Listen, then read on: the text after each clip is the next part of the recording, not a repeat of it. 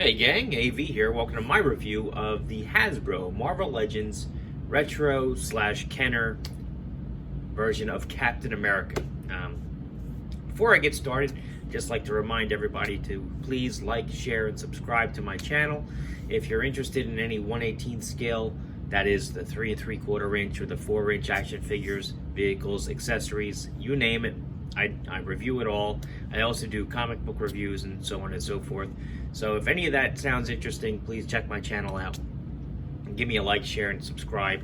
Comment down below if you have anything constructive to say, and I'd appreciate you guys watching this. So anyway, this is him in the packaging. I don't normally collect the 5-point articulation action figures.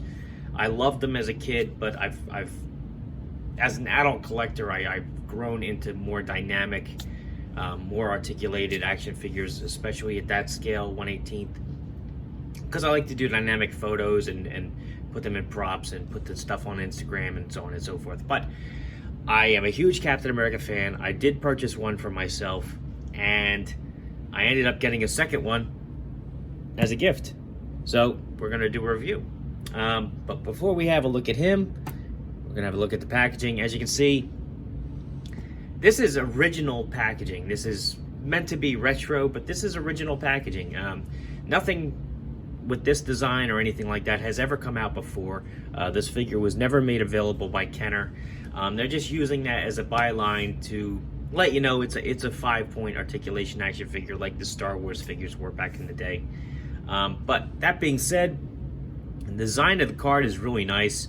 I do really appreciate the artwork and the way they framed that out and everything. It really pops. It really looks good. And so does the figure inside the bubble. They really did a good job on it. On the other side, you have all your legal stuff down there at the bottom. You have a little collectible card you can cut out with Captain America on it. And here is his bio, which is basically just a rhyming sentence. It says, Captain America is a heroic force for all time, fighting to keep freedom and liberty safe from evil crime. It's just translated in like 5 or 6 different languages there. That's all it says. But that being said, I mean, the packaging is pretty good. I do approve of this. This looks really good. And it looks really good on the shelf. Inside the packaging, you get the typical Hasbro insert leaflet thingy here that basically says, you know, warning, choking hazard. Don't eat the shield or bite his head off because you might choke on it. You know, 27 different languages. Copyright Hasbro, Pawtucket, Rhode Island, 27 different languages, and so on and so forth. So, here's the figure, who stands on his own quite well. Bring up closer to the camera. Nice detailing on him. I do like, they did a good job with the paint on him as well. Oop, out of focus there. Did a good job on the paint with him as well.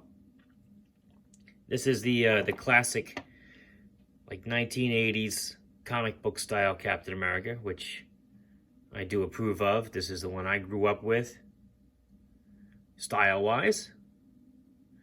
His shield deco is a little off-center, though. I don't know if you can see that. It's like leaning to one side, but that's okay. All in all, it really did a good job. They even put his belt loops in, which is nice. Articulation-wise, is just what you'd expect. 360 at the head. Arms can do a full 360 at the shoulder. Legs can kick up about that high. And they can actually go back about that far. So, that's it. That's what you get. Classic figure. Just to kick off the size comparison aspect of the reviews. Let me angle this down just a tiny bit. We're going to actually bring in Captain America first. This is the Marvel Universe version of Captain America, who stands slightly over 4 inches tall. So this guy is definitely a 3 3/4 inch figure. Excuse me. This is also the classic comic book style version of the same character. So all the same design elements are there. However, this one is much more detailed and has much better articulation. And ironically enough, about 11 or 12 years ago when he came out, retailed for about the same price. So you can see the different sizes of the shields.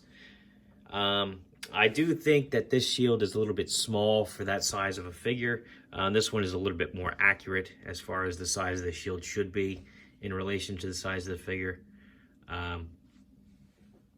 But all in all, very cool looking. I do like it.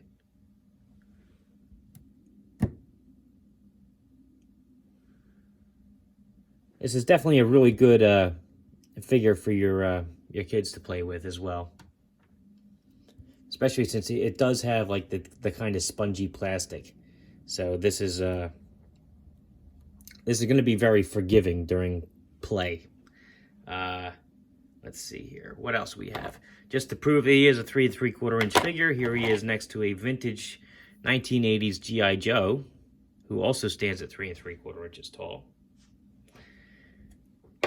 A vintage collection Luke Skywalker, who is also at 3 3/4 inches tall.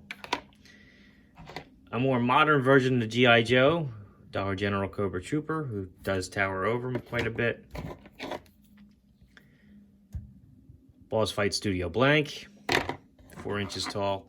And a 5 inch tall, 1/18 scale Master Chief from the Halo line. So again, all in all, I think he's a decent figure, especially if you like the retro style.